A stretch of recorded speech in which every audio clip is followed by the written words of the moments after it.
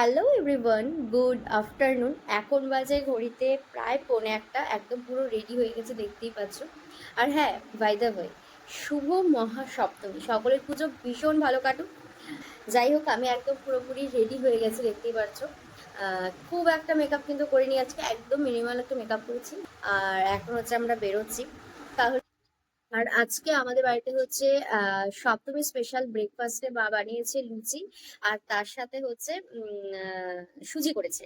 Actually কি হয়েছে বলতো, কালকে আমরা মানে গতকালকে আর কি, ষষ্ঠীর কথা বলছি, এসেছি তো মানে মোটামুটি 4:30। এবার তারপরে বিছানা দিতে দিতে বেজে গেছে 5টা।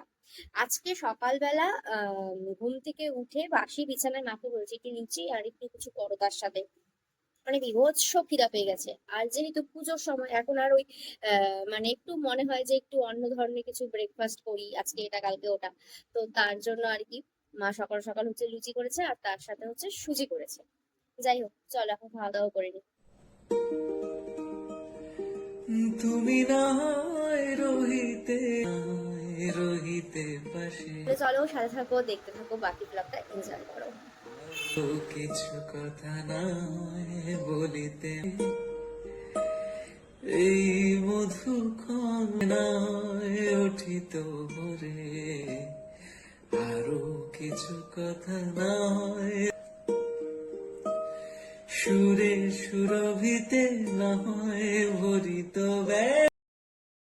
আগের দিন হোল নাইট জাগার পর পরদিন শরীরের কন্ডিশন কি থাকতে পারে আশা করি বুঝতেই পারছো। কিন্তু আমরা প্রত্যেকটা বাঙালি সারা বছর ওয়েট করে থাকি বছরে এই মাত্র 4-5টি দিন প্রচুর প্রচুর ঘুরবো আর মজা করব বলে। তাই পরদিন যতই টায়ার্ড ছিলাম না কেন আবার রেডি হয়ে সেজে গুজে বেরিয়ে যাই।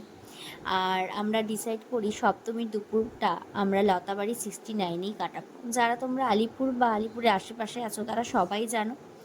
তো যাই হোক, এখানে আমরা চলে আসি আর এখানে প্রচুর খাবার আমরা অর্ডার করি, যেমন ছিল mixed fried rice, veg fried rice, chicken biryani, kulcha, তার সাথে চিকেন কোরমা, চিকেন বাটার মশলা, অনেক কিছু নেওয়া হয়েছিল যে যেরকমভাবে খেয়েছে।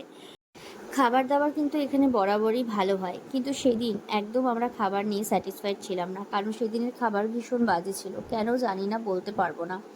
বাট হ্যাঁ, এই তো খাওয়া দাওয়া কমপ্লিট করে আমরা এখন আবার বেরিয়ে যাই, কারণ রাতে তো আবার বেরোনোর ব্যাপার আছে। তাই এখানে খুব একটা বেশি লেট করলাম না, তাও বেরোতে বেরোতে আমাদের মোটামুটি বেজে গেছিলো 5টা। যেতে যেতে এই কাশফুলগুলো দেখলাম, কাশফুল দেখলেই মনে হয় পুজো আসছে বা পুজো চলছে, তাই না বলো? আর বাড়ি যাবার পথে আমরা আবার কিছুটা টাইম ডিমাতে স্টে করে তারপর বাড়ি ফিরবো। তাহলে চলো আজ এই পর্যন্তই, দেখা হচ্ছে তোমাদের সাথে আবার খুব তাড়াতাড়ি নেক্সট ব্লগ।